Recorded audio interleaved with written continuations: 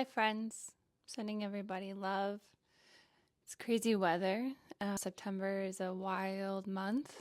Astrologers have been talking about this for a long time, not just with the eclipses, but the retrogrades of the outer planets moving back into the old energies.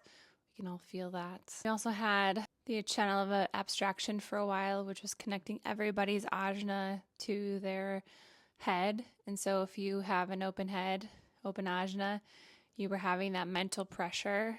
And if you have an open head like me, you're experiencing that pressure as well. And it's not only a mental pressure, but it's a pressure to review the past. It's abstract. Confusion before clarity.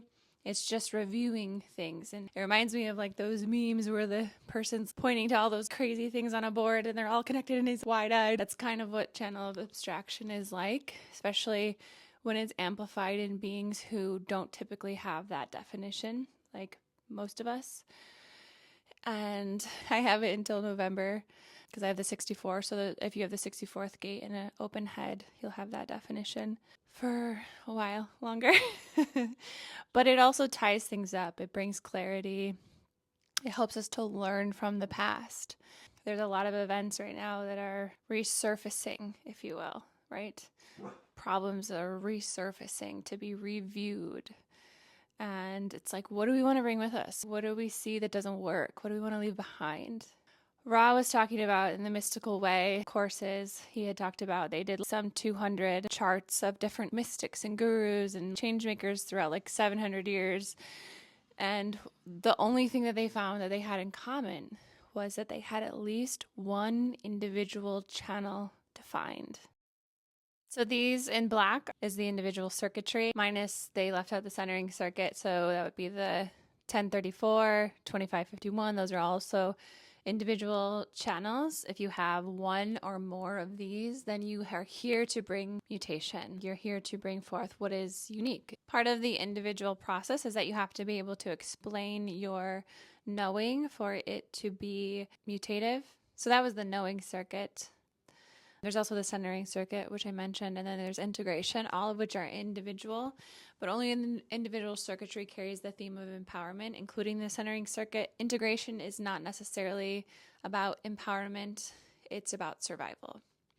So if you have individuality, you are going to be somebody who is going to ruffle the feathers of the not self, especially the not self collective, because the not self collective does not want change. It does not want mutation. It doesn't want anything coming in and changing the status quo, changing the logical patterns that are set, changing the abstract, whatever, right? And that's what mutation brings. It brings change. The collective is here to perfect things, to make them better.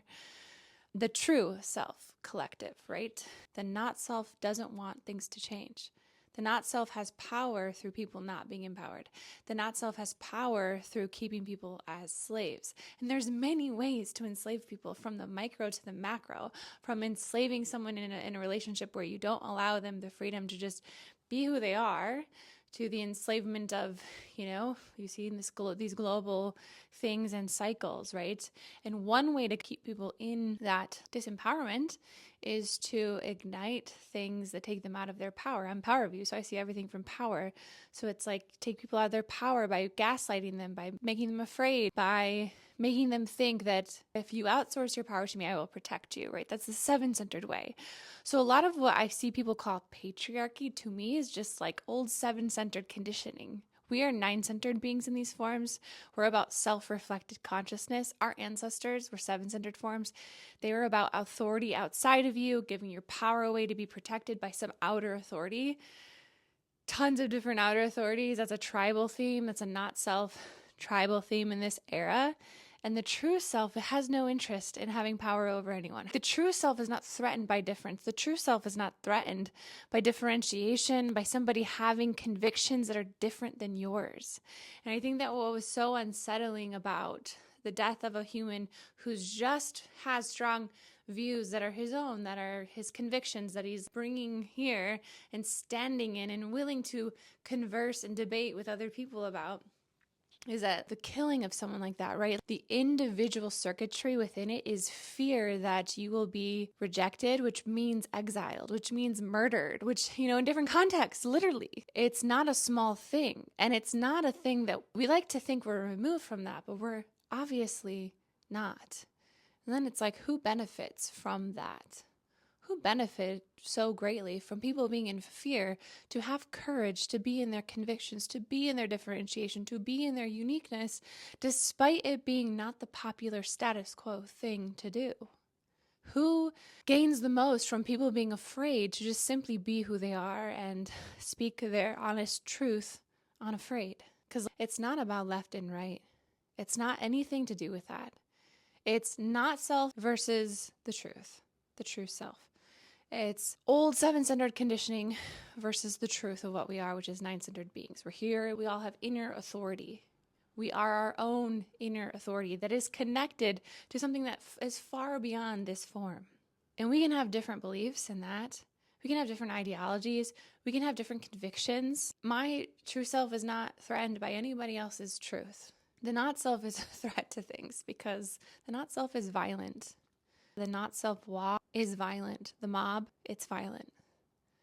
And there are people that are not self that use all of those things to sway things and have forever on any side of the aisle because it's like two sides of the same bird. It's always the not self. It's always having power over others.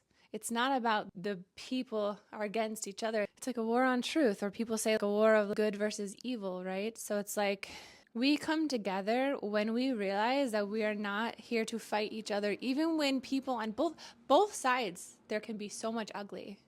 I've seen so much ugly, and it comes out of the not self. People cheering on the death of a man who had small children and a wife who loved him dearly is so heartbreaking.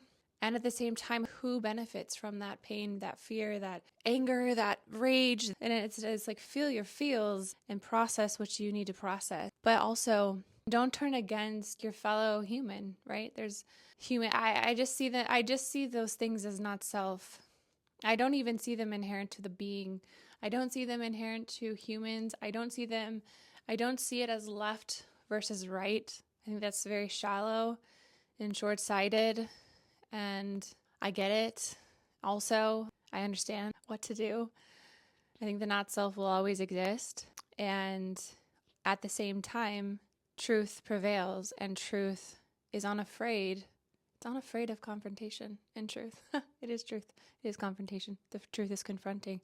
But it's like truth is not afraid of that. It will meet, like you put light on truth, it grows. So more of that.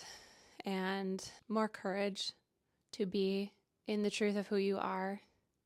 It's the age-old conundrum in these forms, but it's really a seven-centered problem. It doesn't have to do with us. We aren't here to wage war on one another, to have power over each other. And when that's happening, you can blame it on an ideology, you can blame it on a group, you can say it's men, it's the patriarchy, it's the right, it's the left, it's seven-centered conditioning, and it doesn't belong to us. And we hold it up when we like war with each other in that way.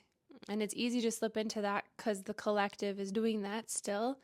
But it's like, what do we want to leave behind? We're stepping back into this old energy of what did we learn from all of like the past, like 5.5 years. Well, I mean, just like since this 400-year cycle started as humanity, but like what do we want to leave behind as we step forward into the sixth line era? The sixth line in the 17th gate is called the bigot. 17th gate is in the ajna, it's the gate of opinions. It's collective, it's logical. It's about collecting facts, right? And a bigot is somebody who is intolerant of other people having differing opinions than them, right? And Ross said that he wrote the Rave I Ching for the not self. And he said, one day maybe I'll write one for the true self, which he never did. But I've also seen people attempt to do that. And I say that because bigotry is part of the not self. Everything is a binary. So if you want to figure out what the other side of that bigotry is very sixth line, and that's the era we're moving into, which is the acceptance of difference. uniqueness. Going from this very tribal collective theme, the background frequency, getting to the truth, delusion in our logical process, and going into a 6-line era, which is much more about empowerment, individuality, and selfishness, but of the spirit, which is much different and lived out in the true self, deeply beautiful. So it's love. In the not self, it's distortion and it's ugly and it's murder. It's like you can't exist because I have a different opinion, or you don't deserve to exist, or I'm glad that you're dead because you have a different opinion than me. That's bigotry. That's fascism. Everything is a mirror. You know, Ross said, everybody wants to be accepted for who they are, but rarely do they accept others for who they are. I'm going to leave that there. That's the root of love. Okay, bye guys.